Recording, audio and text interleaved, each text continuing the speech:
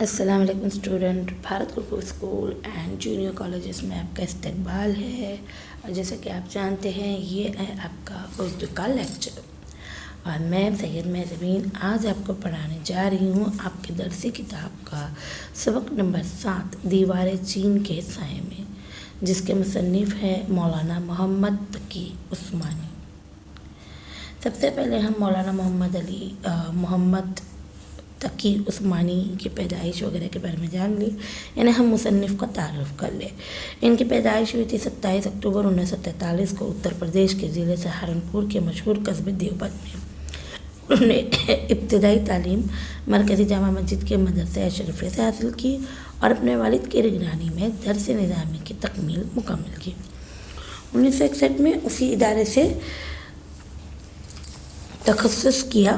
بعد ازاں عربی میں ایم اے اور وکالت کا امتحان نمایاں نمبروں سے پاس کیا۔ محمد تقی عثمانی کو شیخ الاسلام کا خطاب دیا گیا ہے۔ انہوں نے 2 درجن سے زائد کتابیں لکھی ہیں۔ رسالہ البلاغ جو اردو، عربی اور انگریزی میں شائع ہوتا ہے، اس میں انہوں نے علمی مضامین لکھے۔ ان کے اداریوں کے کئی مجموعے بھی شائع ہو چکے ہیں۔ مولانا شاعری کا بھی ذوق رکھتے ہیں۔ انہوں نے اپنے والد کا مرثیہ لکھا ہے جو بہت مشہور ہوا۔ آسان ترجمہ قرآن، اندلس میں چند روز، دنیا میرے آگے اور ہمارا معاشی نظام ان کی اہم تصانیف ہے۔ اسلامی معاشیت پر ان کی گہری نظر ہے۔ اپریل 2019 میں روس نے انہیں ایک اعلیٰ علمی اعزاز سے نوازا۔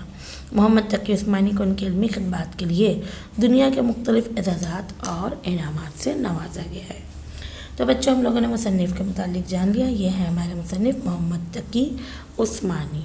اب ہم پڑھیں گے کہ کیا ہے ہمارا سبق۔ ہمارا سبق ہے دیوار چین کے سائے میں۔ ہمیں سبق کا نام پڑھ کر سمجھ میں آ رہا ہے کہ یہ سیاحت سے تعلق رکھنے والا سبق ہے۔ ہمیں تو گھومنا پھرنا بہت پسند ہے، میرے بچوں کو بھی بہت زیادہ پسند ہوگا، آپ لوگوں کو بھی بہت پسند ہے نا۔ تو ہم گھومنے پھرنے کے بارے میں سمجھیں گے۔ گھومنا پھرنا اصل میں صرف گھومنا پھرنا نہیں ہوتا ہے۔ جب ہم سفر نامے پڑھتے ہیں تو ہم جب مصنفوں کی جو باریک نظر ہوتی ہے، ان کی جو نکتہ چی نگاہ ہوتی ہے، جو دیکھتی ہے، جو آبزرو کرتی ہے، ان کی مشاہداتی جو نگاہ ہوتی ہے، ہم اس کے ذریعے، ان آنکھوں کے ذریعے ہم اس منظر کو دیکھتے ہیں۔ یعنی ہمیں مصنف اپنی آنکھوں سے اپنے مشاہدات بتاتا ہے، ہمیں وہ سب کچھ دیکھنے لگاتا ہے جو اس نے دیکھا ہے۔ سیاحت کا مطلب ہوتا ہے کہ اپنے آنکھوں کے، کانوں کے اور ذہن کے دریچے کھول کر آس پاس کے ماحول کا لطف اٹھایا جائے، ساتھ ہی وہاں سے جتنی ہو سکے اتنی زیادہ معلومات حاصل کی جائے۔ اب میں سفر نامے اور ان کی اہمیت کے بارے میں آپ کو بتانے جا رہی ہوں، کیونکہ سبق کی جو صنف ہے یہ ہے سفر نامہ، جیسے میں نے آپ کو بتایا۔ ادب میں سفر نامہ ایسا بیان ہے جس کے مطالعے سے ذہن کے دریچے کھلتے ہیں۔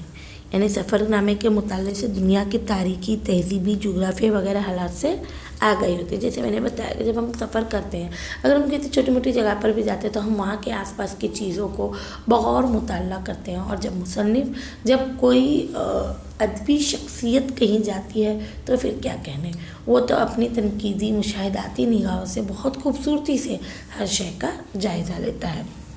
مصنف جس جگہ کا مسافر ہے وہاں کے عام اور خاص لوگوں کی زندگی کے بارے میں معلومات ملتی ہے، جو طالب علم یا پڑھنے والے کے شعور و بصیرت میں وسعت اور گہرائی پیدا کرتی ہے۔ سفر نامہ ادب کی ایک مقبول صنف ہے، کیونکہ سفر نامہ پڑھنا بہت سے لوگوں کو پسند ہوتا ہے۔ لوگ چاہتے ہیں الگ الگ جگہ پر گھومیں، لیکن جب نہیں گھوم پاتے تو ان کتابوں سے اپنی اس پیاس کو بجھا لیتے ہیں، اپنے اس لگن کو پا لیتے ہیں۔ اس میں مصنف اپنے سفر کے احوال اور تجربات تخلیقی انداز میں بیان کرتا ہے۔ اگلے وقتوں میں سفر سے لوٹنے کے بعد مسافر اپنے مشاہدات اور تجربات لوگوں کو سنایا کرتے تھے۔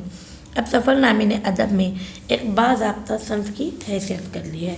جیسے ہم لوگ جانتے ہیں، اگر آپ کے اسکول یا کہیں سے آپ کو ٹرپ پر لے جاتی ہے، پکنک پر لے جاتی ہے، اور جب آپ وہاں پر سے واپس آتے ہیں تو آپ اپنے جو تجربات ہیں، اپنے مشاہدات ہیں، انہیں اپنے لفظوں میں اپنے ماں باپ، بہن بھائی، دوستوں کو بتاتے ہیں کہ ہم نے کیا دیکھا، وہاں پر کتنے مزے آئے، کیا کیا ہم لوگوں کے لیے قابل دید چیزیں تھیں۔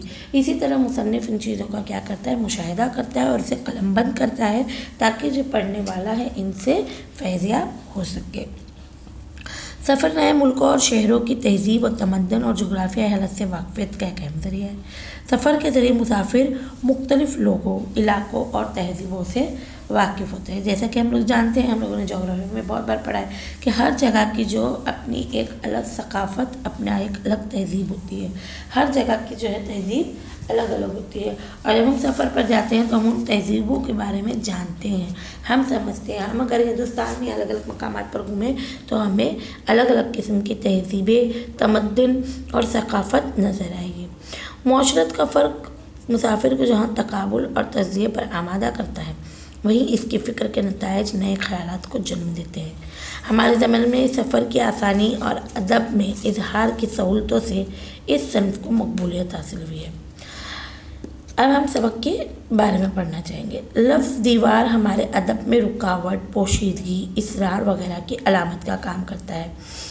بہت سی جگہ ہوتا ہے نا، جب ہم کہتے ہیں اس نے میرے راستے میں دیوار کھڑا کر دی، تو یہ دیوار جو ہے ہم اسے بہت جگہ پر جیسے ایک منفی روپ میں یا پھر اصرار کے روپ میں لیتی ہے، یعنی ایک راز کے طور پہ۔